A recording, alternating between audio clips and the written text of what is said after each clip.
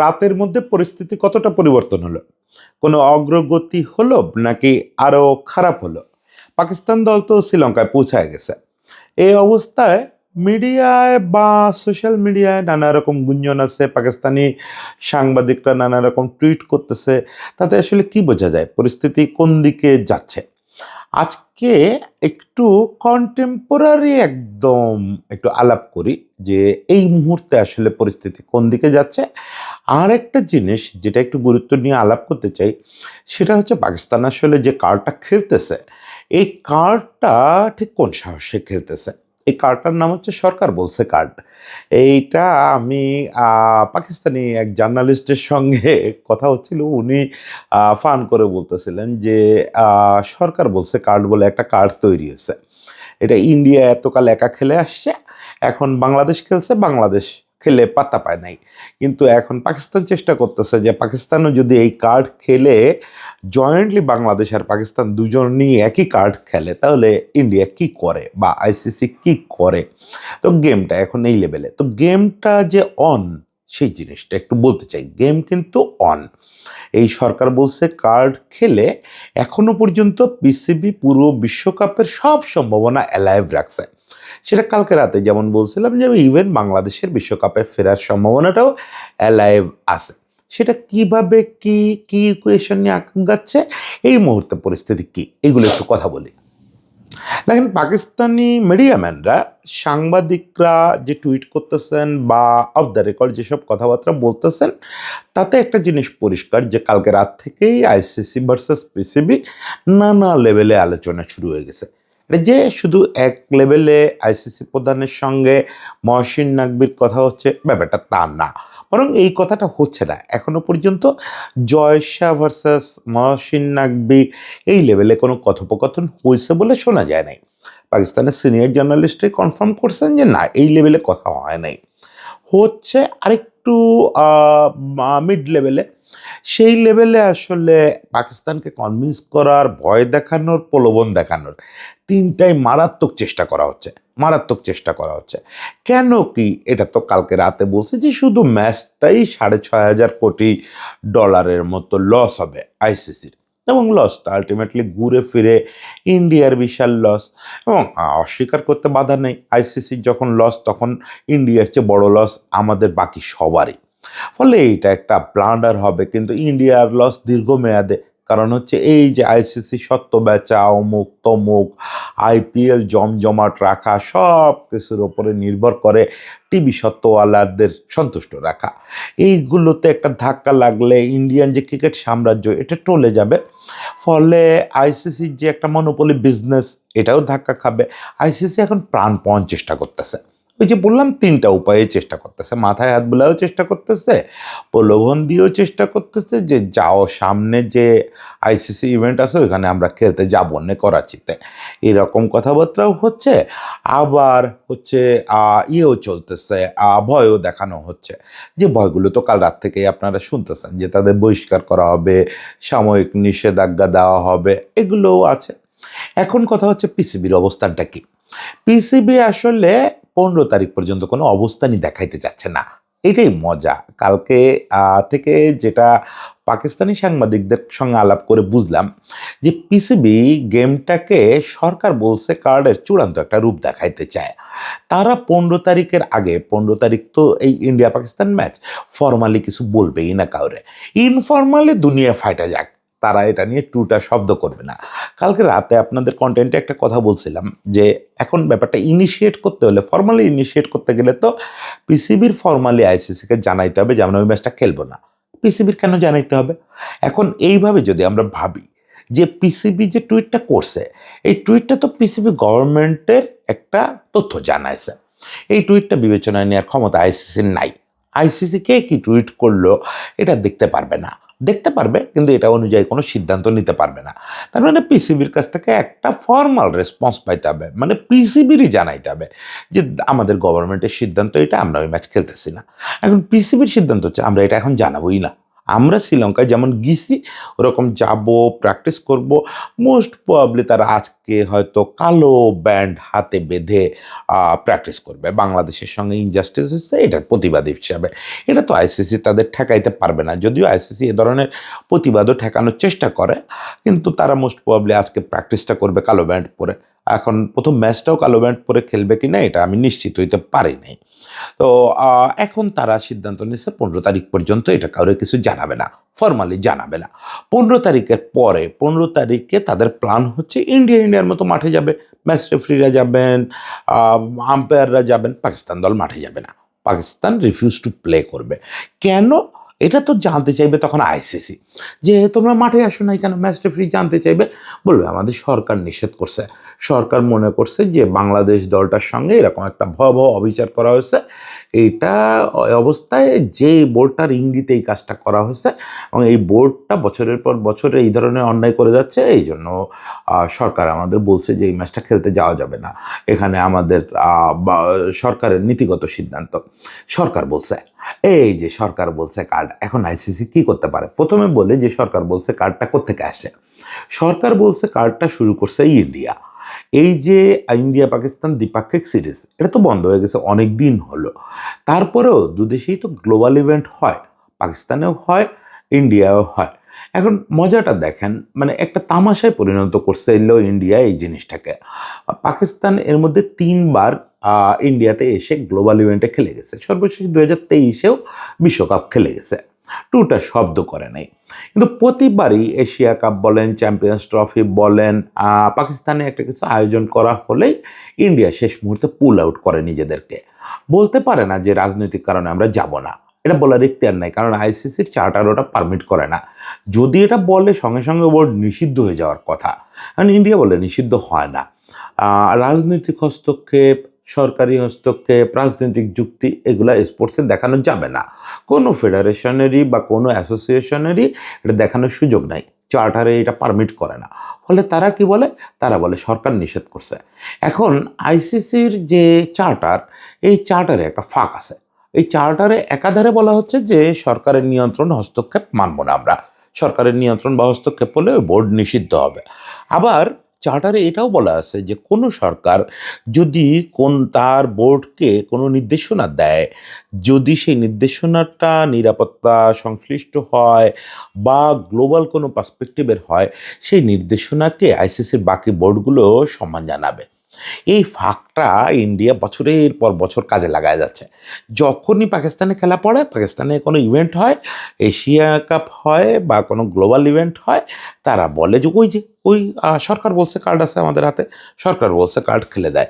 খেলে দিয়ে নিজেরাই তো আইসিসি বলে যে হ্যাঁ ওদের সরকার বলছে ওটা মেনে নেন, ওদের অন্য কোথাও খেলতে দেন, ওরা পাকিস্তান খেলতে যাবে না।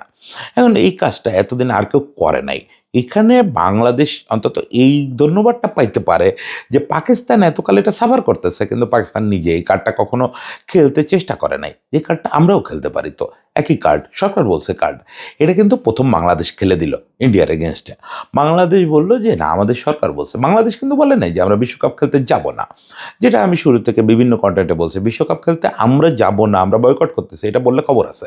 এটা আসলেই আইনিভাবে বলতে পারে না, এটা একদম আইওসি পর্যন্ত আমাদের সব স্পোর্টস থেকে নিষিদ্ধ করে দিতে পারে, কোনো গ্লোবাল ইভেন্ট বয়কট করার অধিকার কারণ নাই। কিন্তু যদি সরকার বলে তখন সবাই অসহায়, আইসিসি অসহায়, আইওসি অসহায়। সরকার তো বলছে ওখানে নিরাপত্তা পরিস্থিতি, তুমি তৃতীয় পক্ষ দিয়ে নিরাপত্তা পরিস্থিতি করাও, পর্যবেক্ষণ করাও, আমার রিপোর্ট পাঠাও, তা তো আইসিসি করে নাই। যেটা আইসিসি ওই সময় গেমে ভুলটা করছে, দেখেন এটার মানে গেমটা অন বলতেছি কেন, আইসিসির একটা বড় ভুল হয়ে গেছে ওই সময় থার্ড পার্টি সিকিউরিটি অ্যাসেসমেন্ট করানো। এটা খুব জরুরি ছিল বাংলাদেশের আবেদনের সঙ্গে সঙ্গে বাংলাদেশের ভেন্যুগুলোতে বা বাংলাদেশকে যেখানে রিলোকেট করতে চাওয়া হচ্ছে এই জায়গাগুলোর থার্ড পার্টি অ্যাসেসমেন্টের দরকার ছিল, করে নাই। ফলে আইসিসি এটাও বলতে পারতেছে না যে বাংলাদেশ সরকারের অ্যাসেসমেন্টটা ভুল। বরং বাংলাদেশ সরকারের হাতে গত ডিসেম্বরের একটা আইসিসির থার্ড পার্টি অ্যাসেসমেন্ট আছে, যেখানে বাংলাদেশের মডারেট টু হাই রিস্ক দেখানো হচ্ছে। ফলে বাংলাদেশ যে দাবিটা করছে, সরকার বলছে কার্ড খেলছে, এটা বেশ যুক্তিসঙ্গত ছিল। কিন্তু আইসিসি সবাই অযৌক্তিকভাবে সেটা খারিজ করে দেওয়া হয়েছে। ইন্ডিয়ারগুলো এই একই যুক্তি, একই কার্ড, অ্যাকসেপ্ট করা হয়, বাংলাদেশটা খারিজ করে দেওয়া হয়েছে। এখন পাকিস্তান যে কার্ডটা খেলছে, পাকিস্তানের কার্ডটা সরাসরি সরকার বলছে কার্ড তারা খেলবে না, কারণ তোমার তো কোনো নিরাপত্তা ঝুঁকি নাই। তুমি তো খেলতে যাচ্ছ শ্রীলঙ্কায়, তোমাকে তো আগে থেকেই হাইব্রিড মডেলে শ্রীলঙ্কায় পাঠিয়ে দিছি আমরা, তুমি আবার নিরাপত্তা ঝুঁকির কথা বলতেছো কেন? তোমার সরকার এই কথা বলে কেন? সরকার বলছে কার্ড তুমি এই মুহূর্তে খেলতে পারতেছো না। কিন্তু এখানে তারা বলবে ডিসক্রিমিনেশনের কারণে সরকার বলছে, নিরাপত্তা ঝুঁকি না। নিরাপত্তা ঝুঁকি শব্দটাই তারা আনতেছে না। এটা একদম পিসিবির ইনার সোর্স। আমি সকালেই খুব সিনিয়র একজন জার্নালিস্টের সঙ্গে আলাপ করছি, তারা আইসিসিকে ওই সময় বলবে যে there is a huge discrimination towards Bangladesh. বাংলাদেশকে এইভাবে ভয়াবহভাবে বঞ্চিত করা হয়েছে একটা সহযোগী বোর্ড হিসাবে।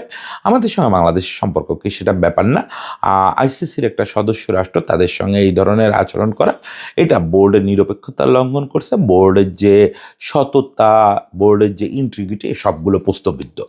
এই অবস্থায় আমরা আসলে আমাদের সরকার মনে করছে যে এত বড় একটা ডিসক্রিমিনেশন হলে সেখানে আমরা ওই নির্দিষ্ট দলটার বিপক্ষে খেলতে পারি না। এটা স্রেফ ডিসক্রিমিনেশনের প্রতিবাদ। এখন এই অধিকার আছে, এই অধিকার কিন্তু অলিম্পিকও অ্যাকসেপ্ট করে, আইওসিও অ্যাকসেপ্ট করে। আপনি দেখবেন আইওসিও বিভিন্ন সময় বিভিন্ন ইভেন্ট নির্দিষ্ট করে চুজ অ্যান্ড পিক করে কোনো একটা দল, যে আমরা নির্দিষ্ট করে ওই দলটার বিপক্ষে খেলবো না। কেন? সরকার বলছে যে ওরা ডিসক্রিমিনেশন করে, সরকার বলছে কার্ড, ওখানেও সরকার বলছে কার্ড। এখন এই যে সরকার বলছে কার্ড পাকিস্তানের হাতে রয়েছে, পাকিস্তান এটা খেলবে হচ্ছে ডিসক্রিমিনেশন ইয়েতে, ডিসক্রিমিনেশন ক্লজে, তারা নিরাপত্তার ক্লজ দেবে না। আর বাংলাদেশের সরকার বলছে কার্ড হচ্ছে নিরাপত্তা ক্লজে। এই দুটো কার্ড যখন এক হবে তখন আসলে এই জিনিসটা ইন্টারন্যাশনাল ফোরামে গেলে বড় একটা জায়গা পাবে। এখন আইসিসি তো নিশ্চয়ই চাইবে না যে 15 তারিখ পর্যন্ত জিনিসটা ঝুলুক, 15 তারিখে গিয়ে বোঝা যাক যে ইন্ডিয়া পাকিস্তান ম্যাচ হচ্ছে না। তখন তো আসলে ব্যাপারটা যা হওয়ার হয়েই যাবে। হাজার হাজার কোটি টাকা, মিলিয়ন ডলার পার হয়ে বিলিয়ন ডলারের ধসে চলে যাবে। এ পর্যন্ত তো আইসিসি ওয়েট করতে চাইবে না। ফলে ইন্টারনালি আলাপ হচ্ছে, ইন্টারনালি আলাপ হচ্ছে, যেটা বললাম শুরুতেই, মিড লেভেলে আলাপটা হচ্ছে। এখন মিড লেভেলে আলাপ হচ্ছে, এখানে অস্ট্রেলিয়ান বেশ একটা অংশগ্রহণ আছে।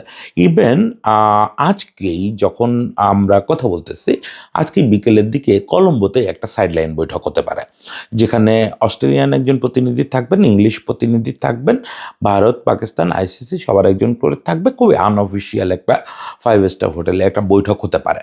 সেখানে নানা রকম প্রস্তাব, প্রপোজাল নিয়ে আলাপ হবে। পিসিবি এখানে একটা প্রস্তাব বোর্ডে রেখে চুপ করে থাকার কথা, যতটুকু শুনলাম।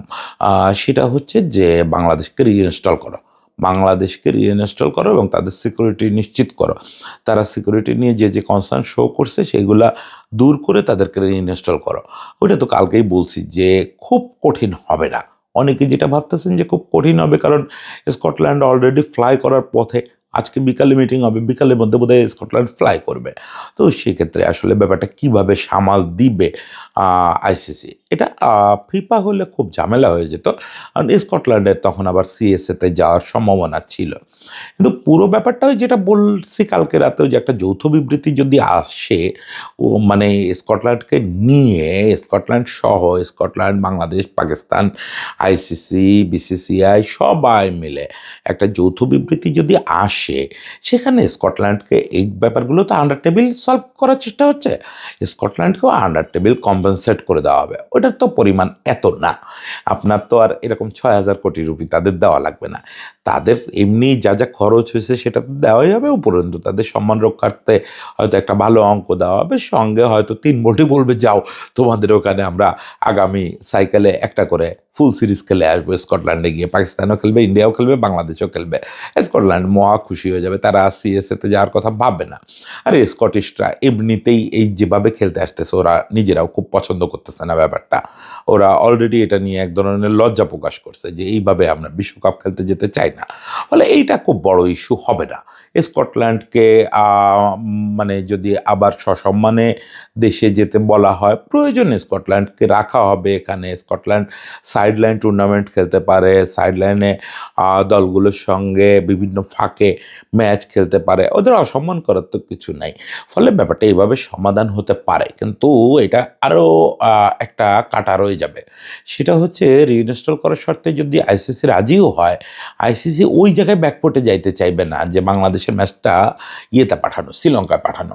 মূল ভেজালটা আবারও ঘুরে ফিরে কিন্তু ওই ফাইলের প্রথম ধাপে গিয়ে আটকাবে। সেটা হচ্ছে যে বাংলাদেশকে আবারও বলা হবে, তোমরা ঠিক আছে, তোমাদের রিইনস্টল করতেছি, যা যা সরি লেটার টেটার দেওয়ার সবই দিচ্ছি, মুস্তাফিজও আইপিএল খেলবে, কিন্তু তোমাদের ইন্ডিয়ায় খেলতে হবে।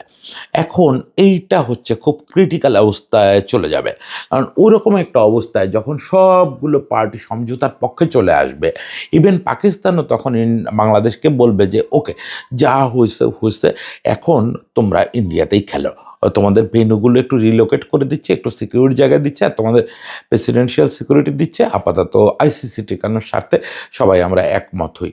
সেরকম ক্ষেত্রে বাংলাদেশ হয়, বাংলাদেশ ইগো দেখাইলে এইবার বাংলাদেশ সত্যিই বিপদে পড়বে, তখন বন্ধুহীন হয়ে যাবে, এবং এরকম ক্ষেত্রে সিএসএতে যাওয়ার উপায় থাকবে না। এরকম একটা অল আউট আন্ডারস্ট্যান্ডিংয়ের পরেও যদি বাংলাদেশ ব্যাকফুটে আসে, আমার মনে হয় না যে এখান থেকে আর বাংলাদেশ ব্যাকফুটে আসবে। কারণ আমাদের তো যেটা দরকার ছিল, দেখেন, ইগো বেশিক্ষণ দেখাইতে হয় না। আমি কিন্তু এইসব ব্যাপারে একটু অ্যাডভান্স বলে রাখি, যদি আলোচনাটা ওই পর্যন্ত পৌঁছায়, এবার পিসিবির মানে যতদূর সম্ভব ভাব নিয়ে থাকতে হবে, এটা করো, ওইটা করো, এটা করো, এটা করো, শেষ পর্যন্ত অতীতে ওষুধ গেলার মতো ঠিক আছে, বৈশ্বিক স্বার্থে আমরা ইন্ডিয়ায় খেলবো, এভাবে এটা করে ফেলতে হবে। কারণ হচ্ছে যে আপনি যদি এটা আরও লম্বা করেন, বিশ্বকাপকে ঝামেলায় ফেলে দেন, আইসিসিকে ভেঙে দেন, এবং তখন যদি আপনার মিত্ররাই আপনার উপর বিরক্ত হয়, তখন সেটা খারাপ হবে, সেটা খারাপ হবে। আমি আগে সে পর্যন্ত যাক, তখন নিশ্চয়ই আরও সুন্দর করে বলবো। আগে আমি চাই ফাইল রিওপেন হোক, এই ফাইলটা রিওপেন হইলেই ভাই আমাদের জয়। এইটা বুঝতে হবে যে আমরা একটা ইগোর বিপক্ষে লড়তেছি, আমরা একটা অন্যায়ের বিপক্ষে লড়তেছি। আমরা কোনোভাবেই যুদ্ধ কারোর সঙ্গে সেদে লাগাইতে যাই না, আমাদের জেতার কিছু নাই, আমরা তো জিততে আসি নাই, আমরা জবাব দিতে গেছিলাম। আমাদের সঙ্গে অন্যায় হয়েছে, সেটা জবাব দিতে গেছি। ফলে ফাইল রিওপেন হওয়া মানেই আমরা জিতে গেছি। ফাইল যে মুহূর্তে রিওপেন হবে এবং বলা হবে যে ওকে, বাংলাদেশের রিইনস্টলমেন্ট প্রসেসে আইসিসি রাজি, সঙ্গে সঙ্গে আমরা জিতে গেছি, আমরা তাদের ইগো ভেঙে দিতে পারছি। এইটাই আমাদের জয়, এটাই ক্রিকেটের জয়, আমাদের জয় না, বাংলাদেশের জয় না, পাকিস্তানেরও জয় না, এটা ক্রিকেটের জয়। এটা ইন্ডিয়ায়ও যারা ক্রিকেট সমর্থক আজকে সকালে শশী থারুর কথা বলছেন, ইন্ডিয়া মানে তো অমিত শাহ আর জয়শান না, ইন্ডিয়া মানে তো জিও হটস্টার না, ইন্ডিয়া অনেক বড় ব্যাপার। ইন্ডিয়াতে জ্ঞানীগুণী লোকেরা আছেন, বুদ্ধিজীবীরা আছেন, আমরা তো এই জিনিসগুলো বুঝি ইন্ডিয়ানদের কাছ থেকেই, ইন্ডিয়ার পণ্ডিতদের কাছ থেকেই। তাদেরও জয় এটা, এটা যদি হয় এই রকম একটা জয়, সেটা পৃথিবীর সমস্ত ক্রিকেট প্রেমীর জয়। এখানে কোনো নির্দিষ্ট দেশ বা নির্দিষ্ট গোষ্ঠীর বিপক্ষে কারোর লড়াই না। সবাই ভালো থাকবেন। আমি একটু সেন্স করতেছি, আমার ঘ্রাণ শক্তি বলতেছে যে এটা আগামীকাল পরশুর মধ্যে একটা সমাধানের পথে হাঁটা শুরু করবে ব্যাপারটা। ওই ইগো ছেড়ে আইসিসি একটা সমাধানের দিকে যাওয়ার চেষ্টা করবে। হোপ ফর দ্য বেস্ট, সবাই ভালো থাকবেন।